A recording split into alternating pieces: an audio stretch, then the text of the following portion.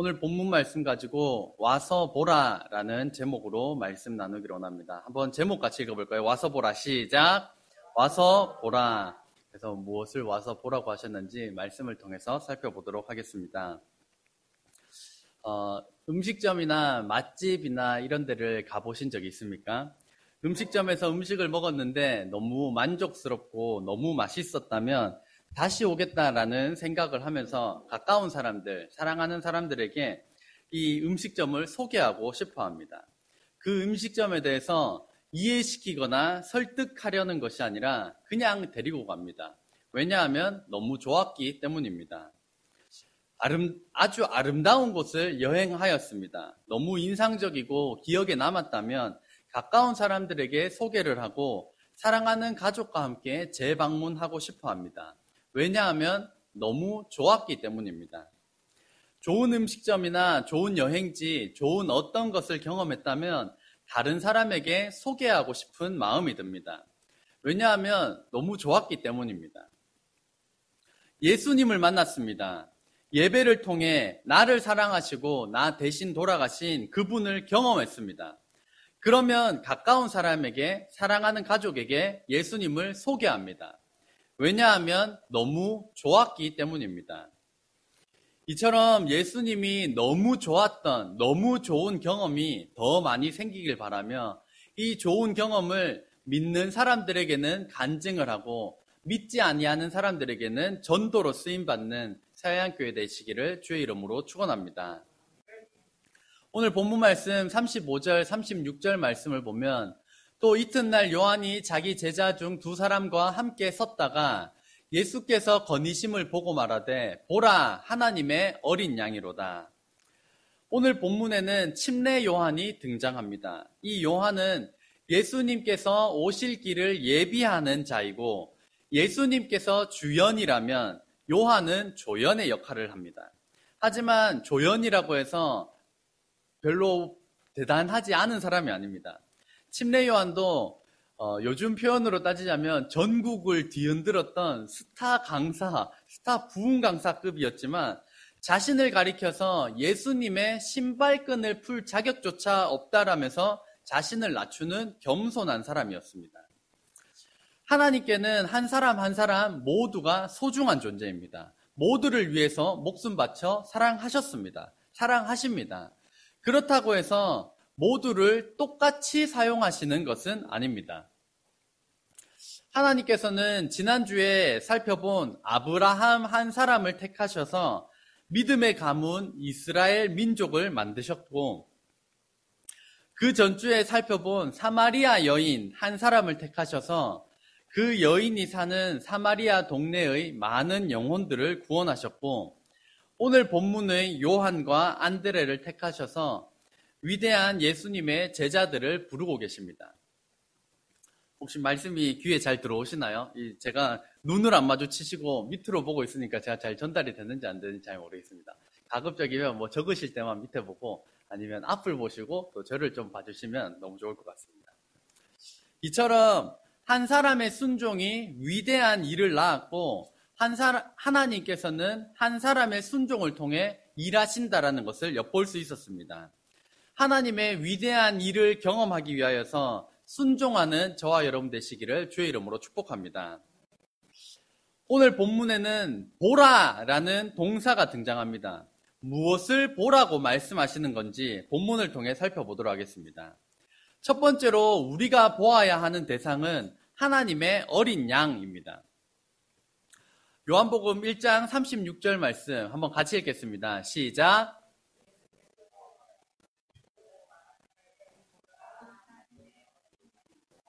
이 밑에 뭐가 있는데 이게 제가 좀 불편해가지고 계속 밑에 왔다 갔다 하고 있습니다. 우리가 익숙하게 알고 있는 이 하나님의 어린 양이라는 익숙하게 들었기 때문에 아무런 감동을 느끼지 못하는 경우가 있습니다.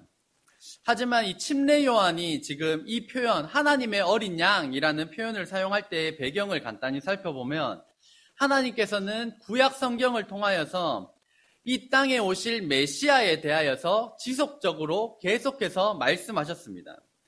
메시아는 히브리어이고 그리스도는 헬라어이고 그 뜻은 구원자입니다. 그래서 메시아, 그리스도, 구원자는 다 같은 의미입니다. 수천 년 동안 구약 성경에 예언된, 계시된, 그 약속된 구원자, 그분이 진짜로 이 땅 가운데 오셨다라고 하는 엄청난 선포입니다. 이렇게 말을 해도 저희에게 잘 와닿지가 잘 않습니다. 그래서 제가 어릴 때 이런 소문이 있었습니다. 여러분도 들어보셨을 텐데요. 나라가 위기에 처하면, 여기 지금 어디죠? 국회의사당입니다. 제가 어릴 때는 국회의사당 뚜껑이 열리면서 이 마징가 제트가 나올 것이다 라는 이런 소문도 있었습니다.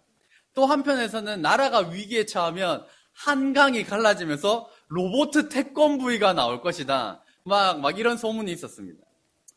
그럴 일은 없겠지만 만약에 진짜로 국회의사당 뚜껑이 열리면서 로봇 태권브이 마징가 제트가 나온다면 우리는 입이 쩍 벌어지면서 믿을 수 없는 광경을 눈으로 보게 되는 경험을 하게 될 것입니다.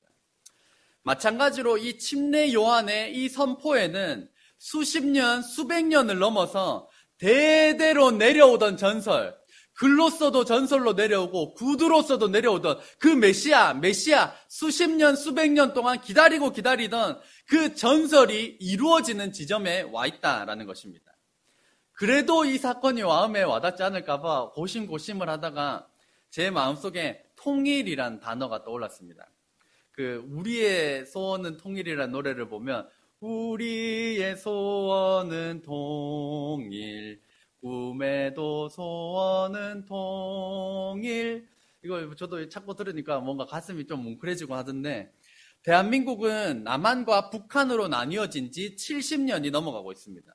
그래서 이 노래처럼 우리의 소원은 통일, 꿈에도 소원은 통일인데, 침례 요한이 지금 보라 하나님의 어린 양이다 라는 이 선포는 우리가 학수고대하며 기다리던, 마치 우리에게는 보라 드디어 통일이 되었다, 드디어 우리나라가 통일이 되었다 라고 하는 그러한 선포가 담겨 있다라는 것입니다. 감동이 자그마하게라도 좀 밀려왔으면 좋겠습니다. 이 하나님의 어린 양이라는 표현이 우리에게는 통일과 같은 그런 의미를 지니고 있습니다. 기다리던 통일이 이루어졌다는 소식처럼 기다리던 그 메시아가 이 땅에 오신 사건은 통일보다 더 기쁜 소식이었습니다. 이어서 예언이라는 것을 살펴보면 우리는 누구나 예언을 할 수가 있습니다. 저도 예언을 할 수가 있습니다. 예를 들어 과학기술이 발전하면 지금은 우리가 겨우 100살을 살지만 곧 1000살까지도 우리가 살 수 있을 거다. 아니면 시간이 지나고 나면 100년 뒤에는 100만 원만 줘도 달나라에 갔다 오는 그 정도의 기술력을 우리가 확보할 수 있을 것이다. 하지만 예언은 누구나 할 수 있지만 허풍쟁이가 되지 않기 위해서는 이 예언이 이루어져야 된다라는 것입니다. 지금은 사라진 개그 콘서트의 한 코너에서 개그 소재로 사용했던 것들이 이런 것들이었습니다. 환경이 이렇게 계속 오염되다 보면 미래에는 물도 돈 주고 사 먹는다고, 공기도 돈 주고 사 먹는다고, 그런 미래가 온다고 하겠어? 허허허허. 이렇게 한다는 것 자체가 그런 미래가 오지 않을 것이다 라고 예측을 하고 개그를 했습니다. 또 기술이 계속해서 발전하면 나중에는 얼굴을 보면서 영상으로 통화하는 그런 시대가 온다고 하겠어? 이런 것들이 개그 소재가 되었습니다. 실제로 이루어지지 않을 것처럼 했던 것이지만 우리는 그러한 예언처럼, 그러한 기대처럼 이루어진 시대를 우리가 살아가고 있습니다. 이와 같은 예언들은 수년이나 수십 년 뒤를 예측하고 있습니다. 코로나 시기에도 이 코로나 전, 중, 후 어떻게 될 것이다라고 하는 그 예측하는 서적, 신간 서적들만 해도 수백여 권에 이르는 것들이 나왔지만 이 예측이라는 것이 이루어져야만이 그 권위가 인정될 수가 있는 것입니다. 하나님께서는 수천 년 전부터 이 구원자에 대하여서 예언하셨습니다. 말씀하셨습니다. 일례로 첫 인류인 아담과 하와가 죄를 지어서 에덴 동산에서 쫓겨나게 되었을 때 하나님께서 가죽 옷을 지어 입히셨습니다. 가죽 옷을 입히기 위하여서는 반드시 어떤 동물의 죽음이 필요하였습니다. 그 동물을 죽이고 나서야 그 가죽으로 아담과 하와의 옷을 지어 입힐 수 있기 때문입니다.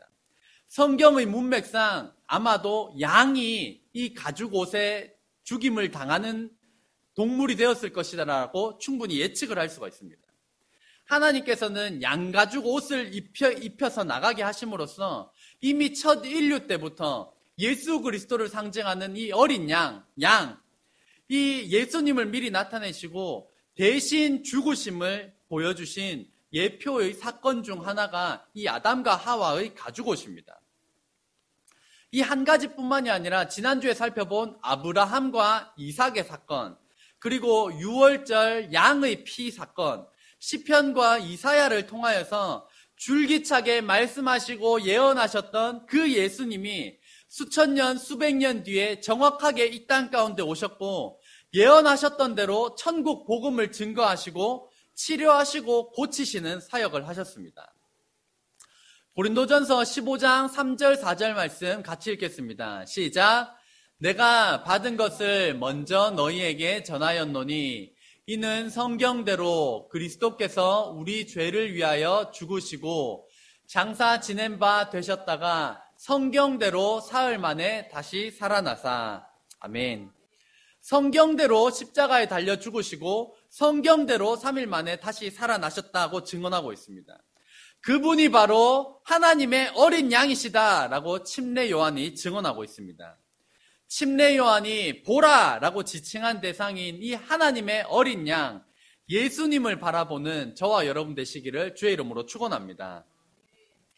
요한복음 1장 37절 말씀을 보면 두 제자가 그의 말을 듣고 예수를 따르거늘 하나님의 어린 양이다 봐라라고 증언하니까 요한을 따르던 제자들이 갑자기 요한 따르기를 멈추고 예수님을 따르기 시작합니다. 침례 요한의 마음이 어땠을까요? 침례 요한은 이전부터 이 제자들을 선택하였고 훈련시켰을 것입니다. 밥도 함께 먹고 모임도 함께하고 말씀을 가르쳐주고 인내하고 기다려주면서 사랑해 주었을 것입니다. 하지만 침례 요한은 이 하나님의 어린 양이다 라고 선포를 하였을 때 이 자신을 따르던 제자들이 예수님을 따르러 나가는 상황에 보내야 하나 아니면 말아야 하나 라고 하는 복잡한 심경을 겪었을지도 모릅니다. 그럼에도 불구하고 메시아 대신 그리스도 대신 구원자 대신 진짜이신 예수님께 나아가는 것이었기 때문에 침례 요한은 당연히 보내주었습니다. 왜냐하면 진짜 되신 예수님께 나아가는 것이기 때문이었습니다. 반대로 불교가 아무리 좋고 스님의 말씀이 좋다고 유튜브 영상을 보시거나 TV로 보시거나 하는 분들이 간혹 있습니다. 불교가 좋고 아무리 스님의 말씀이 좋다고 해도 구원이 없는 곳으로 가고자 할 때에는 절대로 보낼 수가 없습니다. 신천지라는 이단이 아무리 체계적인 구조를 갖추고 잘해준다고 해도 구원이 없는 이 신천지에는 절대로 보낼 수가 없습니다. 사랑하는 가족이, 사랑하는 자녀가 교회를 그만 다니고 싶다고 해도 보내줄 수는 없습니다. 왜냐하면 예수님이 진짜 구원자이시고 하나님의 어린 양이시기 때문입니다. 진짜 되신 예수님을 끝까지 붙드시는 저와 여러분 되시기를 주의 이름으로 축복합니다.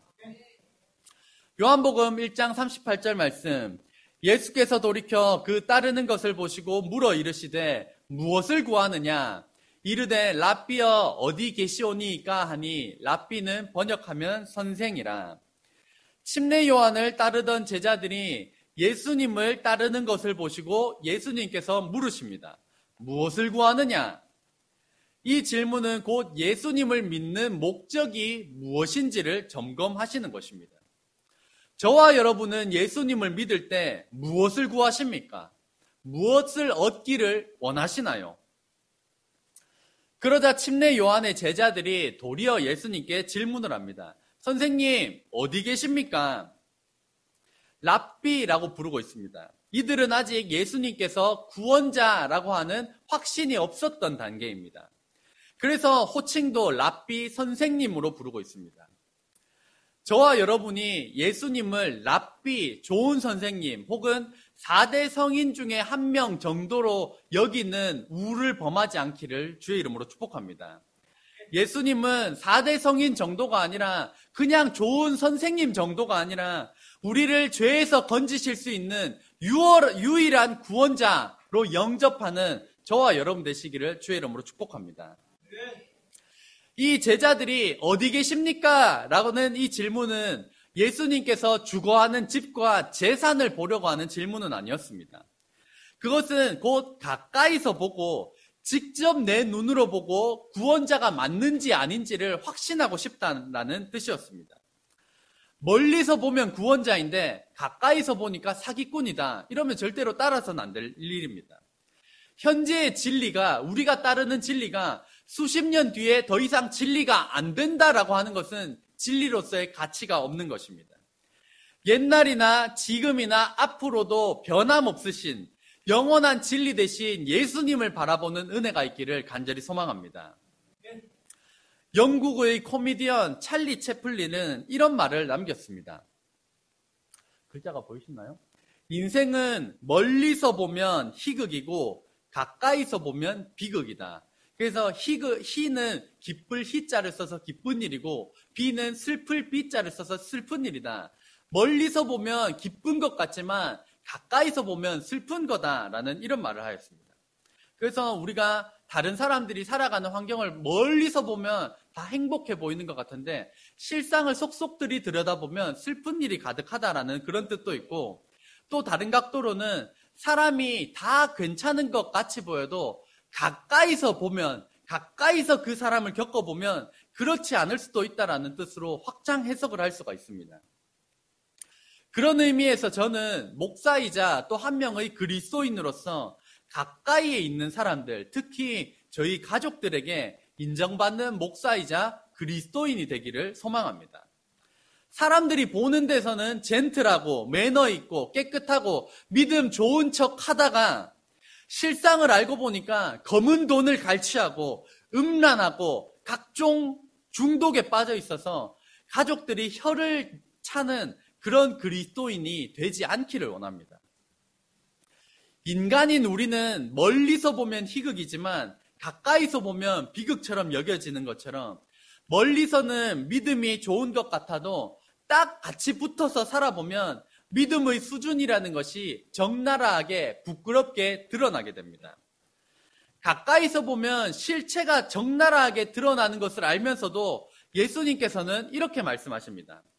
예수께서 이르시되 와서 보라, 와서 봐라, 나를 봐라, 와서 구원자인 나를 봐라, 가까이서 봐라, 가까이서 나를 보고 확신하여라 라고 예수님께서 말씀하시는 것입니다. 이 요한의 제자들은 예수님과 함께 거하고 유대 시각으로 10시, 우리 시각으로는 오후 4시가 될 때까지 함께 있었습니다. 만약 이들이 예수님과 함께 있는 시간 동안에 예수님께서 부자와 정치인들, 사회의 저명한 인사들과 함께 먹고 마시면서 메시아로서의 사역을 하지 않으셨다면 이들은 예수님을 떠났을지도 모릅니다. 하지만 예수님께서는 성경에 예언하신 대로 소외된 사람들, 힘없고 병든 사람들, 고아와 과부, 귀신 들린 사람들, 사마리아 여인처럼 소외되고 아픔과 상처와 과거로 얼룩져서 환영받지 못하는 불쌍한 인생들과 함께 하시면서 천국 복음을 증거하시고 제자들을 양육하시고 질병들을 고치시고 귀신을 내쫓는 사역을 하셨습니다. 이러한 일들을 침례 요한의 제자 중 한 명인 시몬 베드로의 형제 안드레가 이것을 다 보았습니다. 40절 말씀, 요한의 말을 듣고 예수를 따르는 두 사람 중에 하나는 시몬 베드로의 형제 안드레라. 안드레가 가까이서 예수님을 다 보았습니다. 그리고 예수님을 보고 예수님께서 하시는 사역을 보고 예수님께서 구원자이심을, 메시아이심을, 그리스도이심을 확신하였습니다. 확신하고 난 다음에 41절 말씀, 그가 먼저 자기의 형제 시몬을 찾아 말하되 우리가 메시아를 만났다 하고, 메시아는 번역하면 그리스도라. 예수님께서 구원자이심을 확신하고 난 다음에 가장 먼저 한 일이 자기의 형제 시몬을 찾아가서 우리가 메시아를 만났다라는 것이었습니다. 이 밑에 적어놓은 것처럼 히브리어로 메시아인 것이고 헬라어 그리스어로 그리스도, 그리고 한국어로는 이게 구원자라는 뜻입니다. 세 단어 자체가 다 동일한 의미, 구원자라는 뜻을 가지고 있습니다. 42절 말씀, 데리고 예수께로 오니 예수께서 보시고 이르시되 네가 요한의 아들 시몬이니 장차 게바라리라 하시니라. 게바는 번역하면 베드로라. 구원자를 만나고 난 다음에 이 안드레는 자기가 사랑하는 형제 시몬을 데리고 예수님께로 옵니다.